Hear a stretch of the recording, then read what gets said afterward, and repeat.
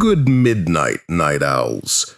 You're tuned in to Midnight FM, where the lights are low, the voices are honest, and every story comes wrapped in something darker than sleep.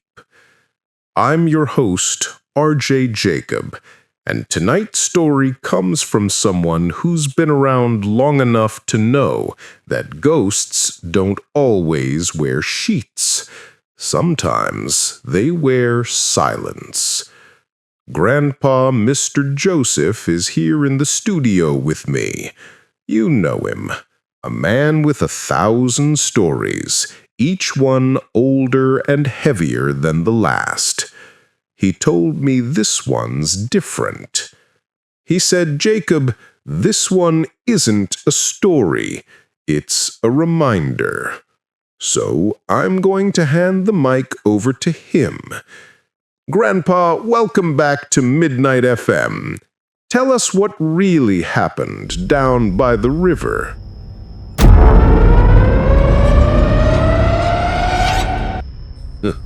Thank you, Jacob. And good midnight to everyone listening out there in the dark. You've probably heard people say that grief fades with time. Well, I'm here to tell you that sometimes grief learns how to wait. It was the summer of 1973 in a small riverside village called Madhollow, a place most maps forgot long ago. We had one church, one road, and a single banyan tree that everyone respected the way city folks respect traffic lights. We didn't question it, we just obeyed. That was the tree where Daniel Lyle was found hanging. A young farmer, quiet man, kind hands. People said it was suicide. But I was there that morning, and I swear to you, the way that rope was tied, the way it twisted, it looked like it wanted him. Daniel's wife, Martha, stood by the body while the priest and the constable worked. Didn't cry, didn't speak, just held the rope. When Father Morrow reached for it, she whispered, "Don't touch it. It's not done yet."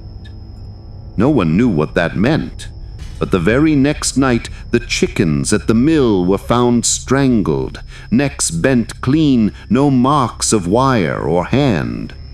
A week later, someone saw Martha walking down the dirt road in her black dress, dragging that same rope behind her.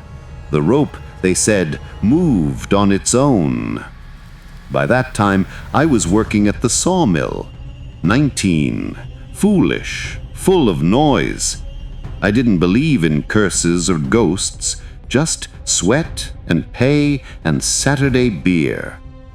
Then one night, as I walked home from the mill, I heard it, a woman's voice, faint and broken, drifting from the riverbank. At first I thought it was a drunk's trick, but the closer I got, the more it sounded like prayer. "Come back, Daniel, please come back." The moonlight was thin. There she was, Martha Lyle, kneeling at the roots of the banyan tree, her hands tangled in the rope. Her lips moved, but the sound came from somewhere deeper, like something else was speaking through her. The rope swayed, though there was no wind, and when I stepped on a branch, she turned. My boy, I swear her eyes were lit from the inside, like two lanterns with smoke for glass. She smiled, not kindly. He always liked company. The rope lifted. It didn't fall, it lifted, like it was alive, searching. It reached toward me with the grace of something patient. I ran, didn't look back until I reached my door, lungs burning, ankle bleeding where something had caught me. When I pulled my pant leg up, I saw a red welt, coiled and neat. Like a handshake, that had gone too long. The next day, my friends Eli and Tom came over. They'd heard the gossip. They laughed. Tom said, "Old Joseph saw a woman with a jump rope." Eli added, "Maybe she wanted to teach you tricks." I should have ignored them. Instead, I tried to explain. The rope wasn't just rope. But laughter is heavier than truth sometimes. That night, when they knocked on my window with a lantern in hand, I followed. We walked to the riverbank under a broken moon. The banyan tree stood black against the sky, roots thick as bodies. "See? No ghost," Tom said, swinging the lantern. Then he stopped. Hanging from the lowest branch was a piece of rope, old, frayed, knotted. It was swaying gently, though the air was dead still. Tom grinned. "That's it? That's the curse?" He reached up and yanked it. The rope tightened around his wrist. He laughed at first, thought it was stuck, until the color drained from his face. The rope moved. It slithered, tightened, pulsed like it had veins. Eli dropped the lantern. For a second, the light showed something above us, a shape crawling down the rope, faceless but watching. Tom screamed. The sound cracked the night in half. Then silence. When the light went out, I ran. Branches slapped my face, stones bit my heels. I didn't stop until my feet found the dirt road again. At dawn, they found Tom's body in the river. No rope, no bruises, just his hand, stiff, twisted, and clenched like it had been holding something that didn't want to be held. Eli didn't speak for 2 days. When he finally did, his voice was flat. "She's not calling Daniel anymore." After that, the nights in Madhollow changed. The dogs barked at nothing. The air around the banyan smelled of burnt rope. And sometimes, when the moon was thin, you could hear a woman humming in the fields, the kind of hum that makes you think of cold fingers on your back. The old priest sealed the church after dark, but we knew the rope didn't need doors. One evening, while I was closing the mill, I found something hanging on the wall near my tools. A piece of rope, neatly coiled, clean and dry. I knew it hadn't been there that morning. It was tied in 3 perfect loops, the kind used for hanging. And inside the center knot, something pulsed, softly, like a heartbeat. I took it down and threw it into the furnace. The fire hissed. The smell that came out wasn't of hemp or fiber. It was of burnt flesh. The rope didn't turn to ash. It just blackened, and the heartbeat stopped. That night, I dreamt of Martha standing by my bed, and she said, "You can burn the rope, Joseph, but not the time it keeps." I woke to smoke. The furnace at the mill had reignited on its own. The whole room glowed red, and in the fire, I saw the rope, unburned, coiled like a sleeping snake. I quit the next morning, moved 2 villages away. But even now, 50 years later, some nights I hear it tapping against the window, asking politely to be let in. You can cut a rope, you can burn it, but you can't cut what it remembers. I thought I'd left it all behind. I changed villages, changed jobs, even changed my name on the church records.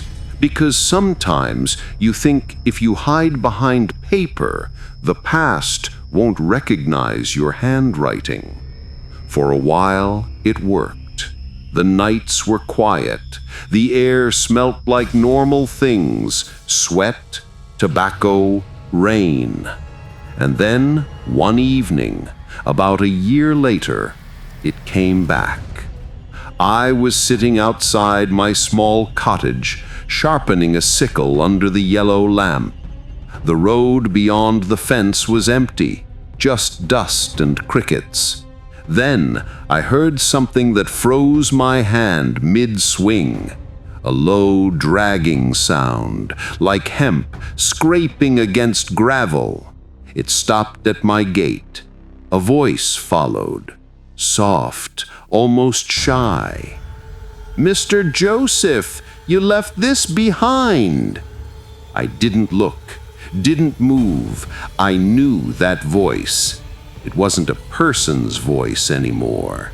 It had that hollow, windy quality of something stretched too far to stay human. When I finally looked up, the gate was open. No one there. Only the faint shape of something hanging from the post.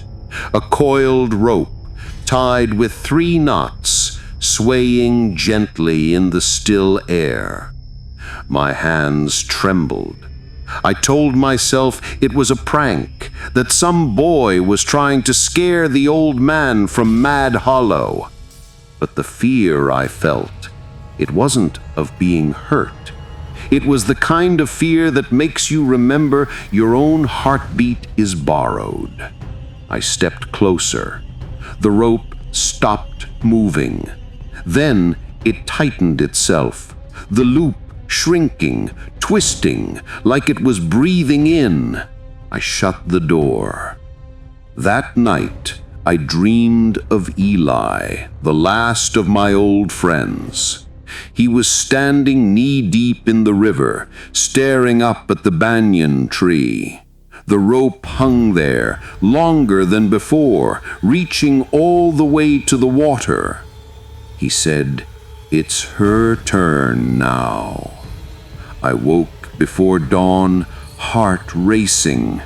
And maybe you'll think this old man's brain was losing sense, but I swear, my window had a line of muddy handprints across it, small ones, thin fingers, all reaching upward like they were begging.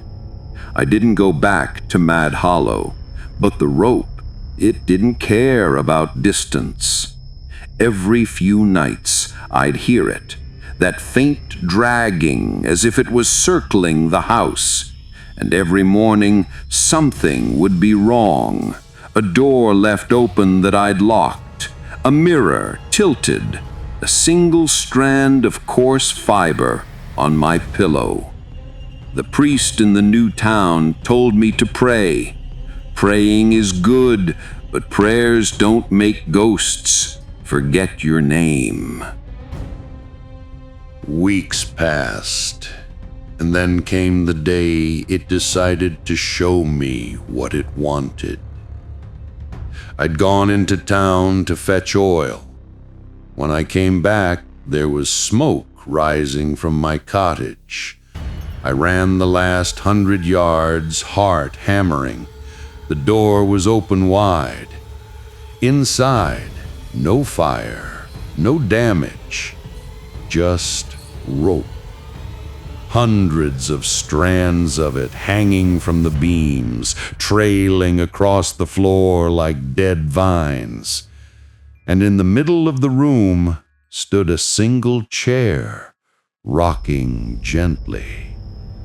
A length of rope dangled above it, knotted into a noose that hadn't been there when I had left. It was swinging back and forth as if someone had just stepped off it. I dropped the oil can, The sound echoed too long, and then came the whisper. "It's not finished yet." That voice again, Martha's. I turned toward her. She was there, standing in the doorway, her dress still wet, as if she'd just come from the river. But her face, her face had changed. Half of it looked human. The other half was thread. Her cheek was braided, her jaw frayed at the edge, like someone had replaced skin with fiber. She looked at me the way a weaver looks at a half-done pattern. "You took his place that night," she said. "You held the rope. It remembers your hand." The room began to hum, low and deep, like the whole house was a drum. The hanging strands started to twist. One brushed my shoulder. It felt warm. I shouted, "What do you want from me?" She smiled that same quiet smile. An ending. Then she was gone. Just gone. But the rope remained.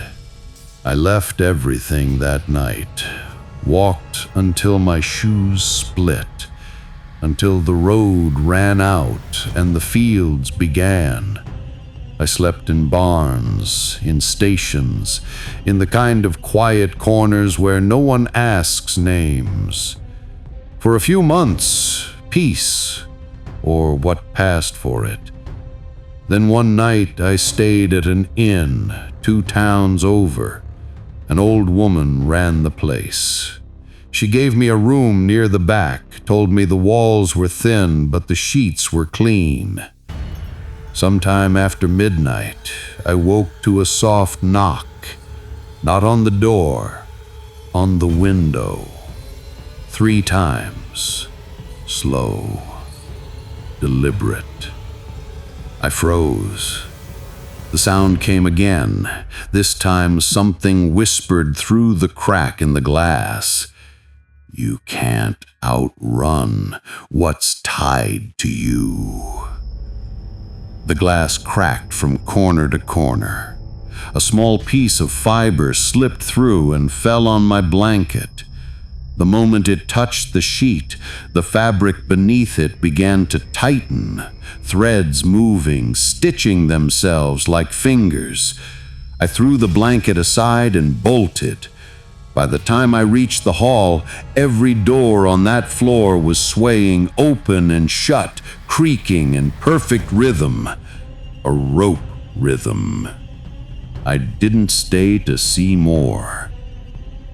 The next morning, I went to the local church. The old priest didn't even blink when I told him.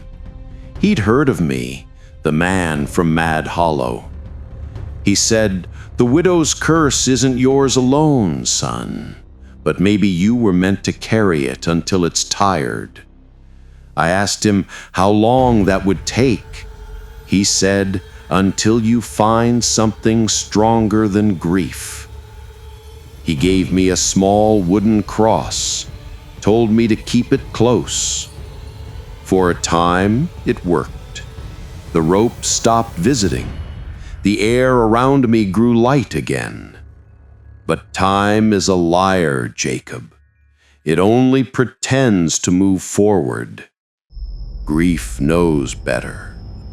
It circles. Years went by. I got old. Stopped running. Then, one day, the postman brought me a letter.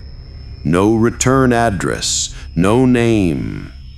Inside was a single piece of rope. Frayed, soft, familiar. And tied to it was a small white tag with 3 words written in faded ink.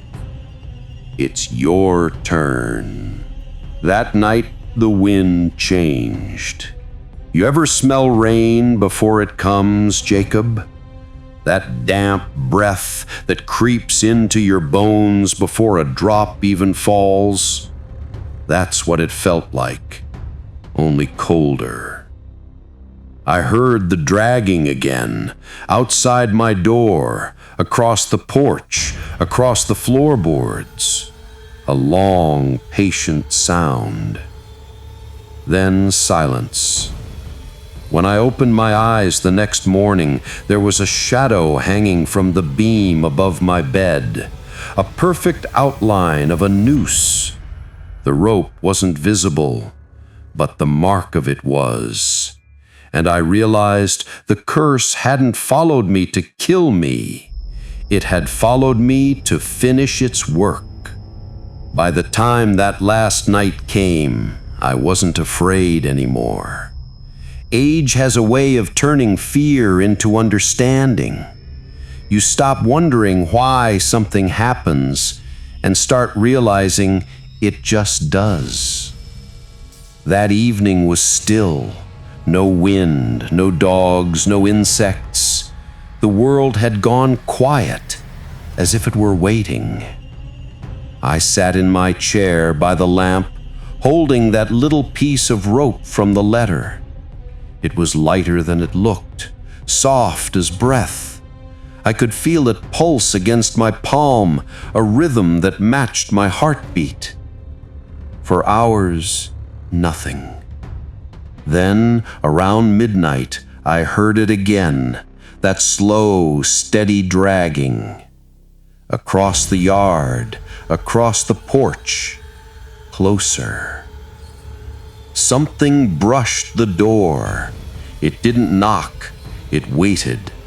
And then it spoke, not with a voice from outside, but from within the room. Joseph. I looked up. The air had thickened, the light trembling like heat, and there she was, Martha Lyle.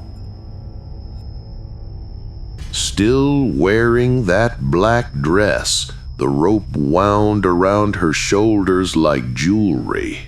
Her eyes were different this time. No light, no malice, just tired. She said, "You carried it long enough. Now tell it to rest." I stood. My knees shook, but I faced her. I asked, "Why me? There were others. Why me?" She smiled, the kind of smile that remembers both love and hate. She said, "Because you stayed." The rope slithered down from her shoulders. It stretched across the floor, reaching for my feet.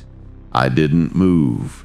When it touched my boots, I felt warmth, not cold, like holding hands with a memory. The air filled with the faint hum of old sorrow. I saw flashes, Daniel's hanging body, Tom's pale face, Eli's silence, and Martha's endless nights under that tree, all woven together like the rope was their shared breath. I realized then it wasn't evil. It was grief that had lost its place to rest. The rope climbed my arm gently, circling the wrist, not tightening, just holding. I felt its pulse merge with mine, and for a moment I heard Daniel's voice, soft and low. He said, "You kept her company." Martha's face flickered like smoke in wind. The rope slipped free and fell limp, landing across the floor. Then both of them faded. No screaming, no cold wind, just stillness. When dawn came, the rope was gone, but near my chair lay something new, a single strand of white hair, long and fine, curled into a ring. I picked it up, and it disintegrated between my fingers, leaving behind a faint scent of river water and ash. That was 20 years ago. Since then, I haven't heard a single whisper or dragging or knock. But sometimes when the moon leans too close, I still wake with the faint impression of a hand around my wrist, warm, patient, waiting. I suppose grief never really dies. It just learns how to hum quietly enough to be mistaken for air. And if you ever pass by a banyan tree near a river and see a piece of old rope tied to a root, don't untie it, don't cut it, and for God's sake, don't take it home, because what ties the living to the dead never really comes loose. That was Grandpa Mr. Joseph, everyone. And I don't know about you, night owls, but my palms haven't stopped sweating since the part where that rope started breathing. You know, it's strange. We all carry something, don't we? Some old grief, some promise, some memory that won't let go. Maybe that's our own rope, waiting to be untied the right way. If you felt that chill tonight, go easy on the lights when you sleep. And remember, the past doesn't haunt places, it haunts people. Grandpa, thank you for sharing that story with us. Listeners, if you enjoyed The Widow's Rope, let us know in the comments what you think happened to Joseph after that final night. Hit subscribe, tap like, and share this episode with someone who dares to listen after midnight. And as always, keep your windows closed, keep your lights dim, and if you hear a soft dragging outside your door tonight, don't open it. This is RJ Jacob signing off from Midnight FM. Good midnight and good luck.